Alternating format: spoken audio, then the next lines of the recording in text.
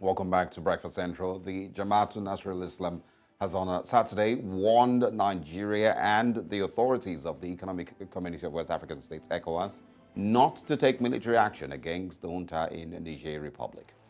The caution is contained in a statement issued in Kaduna by JNI Secretary General Prof Khalid Aliyu.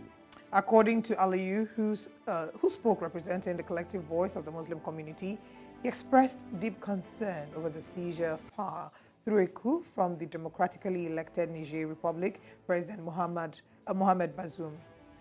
The JNI, of course, commended the efforts so far undertaken by the Nigerian government, particularly the initiation of a dialogue process aimed at resolving the crisis in Niger Republic. Nigeria and other ECOWAS nations have reacted to this coup in different ways. Now, joining us is public affairs analyst Collins Wike. He joins us to analyze this brewing conflict and the measures taken thus far. Good morning, Mr. Wike. Good to see you. Thanks for joining us. Thank you. Thank you for having me. Now, there have been mixed reactions towards all that has played out. But of course, the big question I will start with is asking your thoughts on the idea of a military intervention by ECOWAS, led, of course, by Nigeria's President Bola Tinubu. Is a military intervention to reinstall Mohamed Bozoum as the president of Niger? Is that a decision you would support?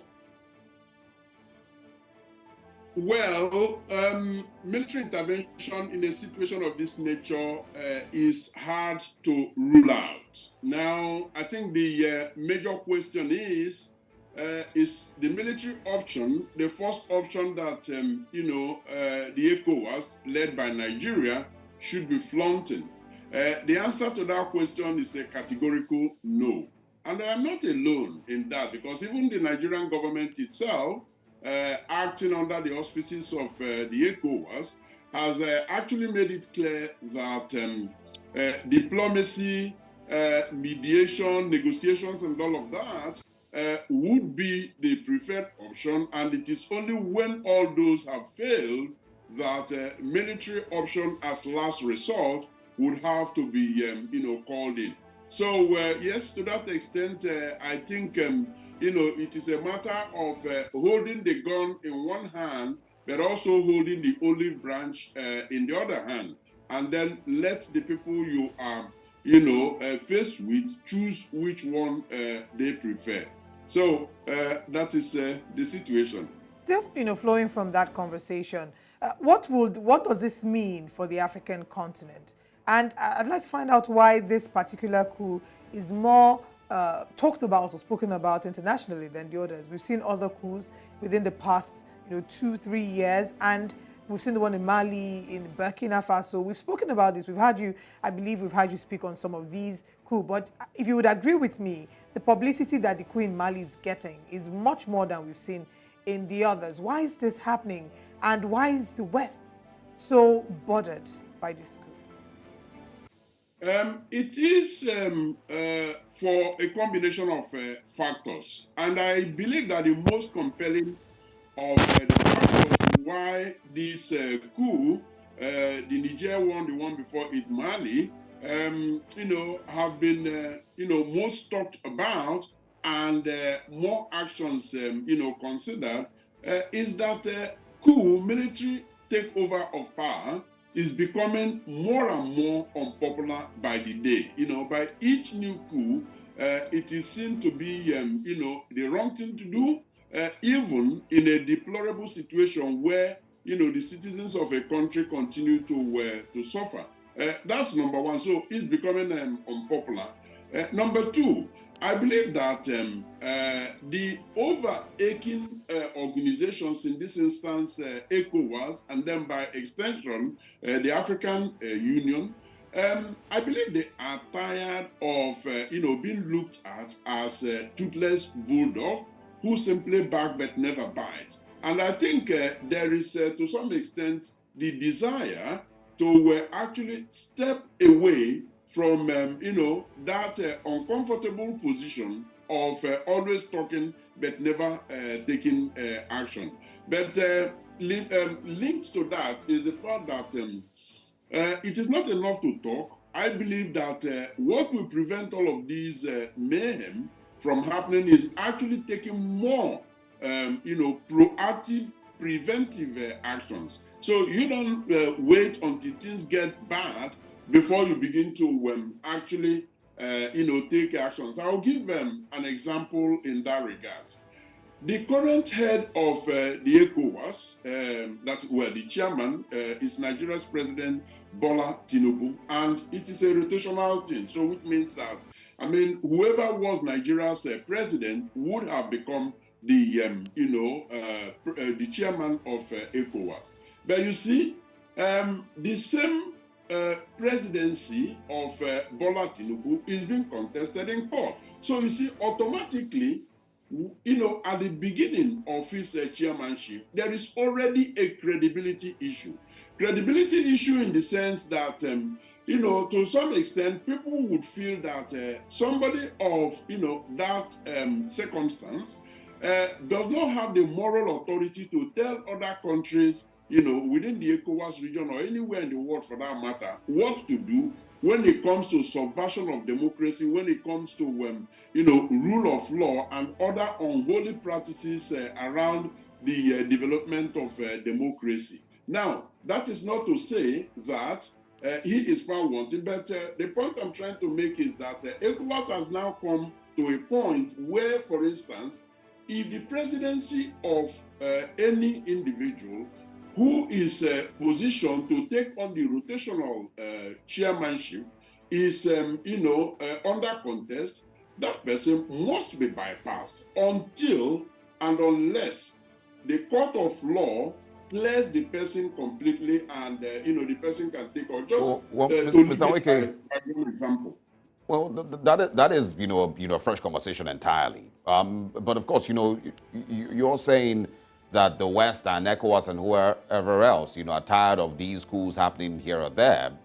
These are the same people who have supported overthrow of governments in many other countries across the world. The only difference is that they didn't do it, through military ways, but they have supported the overthrow of governments in Kazakhstan and in Ukraine in 2004, in 2014, also in Belarus. It was another one that was attempted in Syria. They also tried to do the same thing. So it's not new for them to try to overthrow governments that are not in their favor. So them being tired of coups happening here is hypocritical because they carry out their own coups. That's one thing. And another thing is ECOWAS, like you've just mentioned now, and it's moral grandstanding to be telling the people of Niger who would be their president, who shouldn't be their president. ECOWAS has looked the other way when democratically elected presidents have extended their constitutions or broken their constitutions to give them another chance to run in office.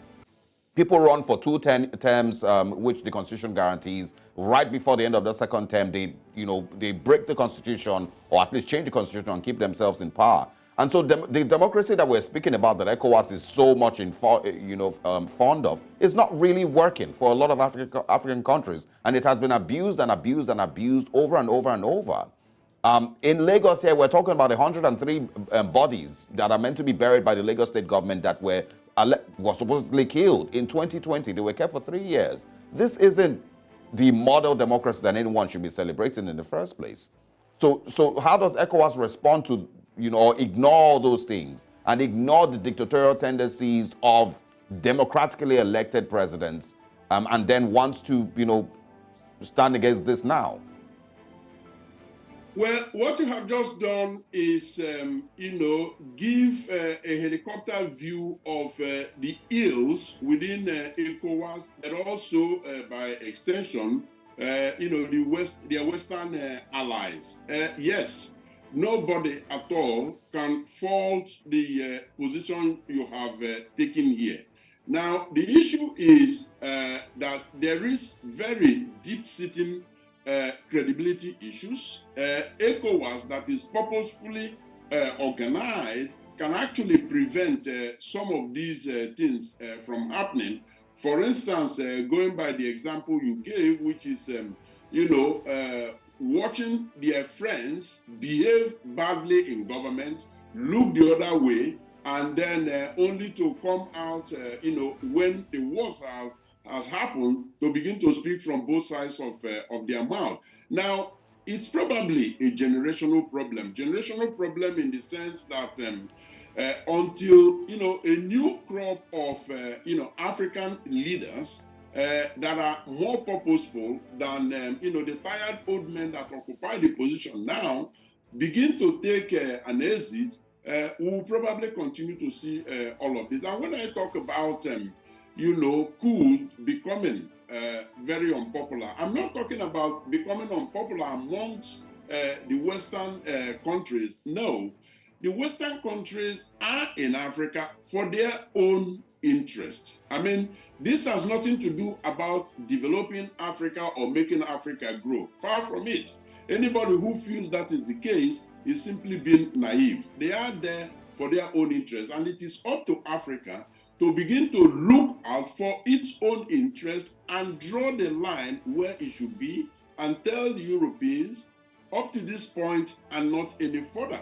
So nobody can do that for Africa. Right now, we see in the streets of major cities of Niger, people waving a Russian flag and burning a French flag. Well, I'm sorry, anybody at all who appears to support what they feel now that they desire would actually get commendation. So Russia under Putin will not be any different from the rest of the African countries, but from a different perspective, from a different angle. So Africa has got to look out for its own interests and jettison that idea that the West is there for the protection and the development of Africa, because that's not the case. Well, I'm really glad that you've mentioned the Russia angle, because that's a very important part to mention. It would seem that this might in some level be chaos or a fight between Russia and the West. This isn't the first time that we've seen in a coup where the flags are being waved. We've had conversations about Wagner brothers and the Wagner group and the role that they may or may not play in some of the coup. Now, you said that Africa must look out for itself. How exactly can Africa look out for itself? Is it maybe time to revisit the concept of democracy as is or as was intended? Is democracy as a system of government a viable option still in Africa? Or are there alternatives that we maybe might need to start exploring? Well, there will always be alternatives, but let's not make any mistake about the fact that democracy is challenging, but it remains the best form of government. Now, there are different kinds of, democracies, even in the advanced world. The sort of democracy that the United States of America has with the presidency is different from, the parliamentary monarchical system of government that the United Kingdom of Great Britain, for instance, has, where there is a combination of democratically elected, officials and the, the monarchy standing as, the head of the country, and then the head of government, being the prime minister. Now, Africa, of course, if I extend it a bit further to a number of, emerging and emerged, countries of the world, take China, for instance, Indonesia, Malaysia, and the rest of them, they have their own brand of democracy that is actually, that has from the start, the desires of the people, the cultures, the traditions, and so on and so forth. I believe that the copy-paste approach of Africa that, adopts, for instance, the Francophone, African countries adopting the French presidential system, all of those have got to be thoroughly reviewed. And that is why, for instance, in Nigeria, they call for, constitutional review has never been louder than it is now. I believe that this is a call that Africa has got to, start doing. And of course, there is nothing wrong in calling on people who have done it before with experiences and all of that. In this case, I'm talking of the Western nations, to give an input. But it remains what it is, an input that is advisory. They should not feel compelled or being under any obligation to take some of the recommendations that may come from them. So it is now for Africa to develop from the grassroots, bottom-up, brand of democracy that suits its idiosyncrasy and jettison those things that don't work for them. All right. Final question I want to ask about is the fear of a breakdown in security between Nigeria and Niger. We barely have strong enough borders to separate both countries, and so what are the fears of a security crisis that would break down if there truly is a military intervention in Niger? Considering that we have a number of Nigerians living there as well. Yes. Well, it is a major concern, and if anybody ever feels that war is something to laugh home about, that is really unfortunate. War must always be avoided at all costs because it comes with a whole lot of unforeseen, unenvisaged, situations and circumstances. You have just highlighted one of it. There could be 1,001 orders. Now, it is to be expected that if indeed the situation degenerates into war, that the different scenarios, the military strategies and all of that would have to, fashion out ways to, take care of those situations. But the specific case of the 7 states of Nigeria bordering Niger is a very, very unique one. Yes, there might be border, but those are very, very porous and almost impossible to, police and take it. So we're looking at a very big space that will be very difficult to absolutely, and I think everyone needs to, be all hands on deck to ensure that we make the best decisions for ourselves as a country and as a continent. Collins Wiki, always a pleasure speaking with you. Thank you so much for making our time for us this morning. We'll be seeing you again. Thank you for having me.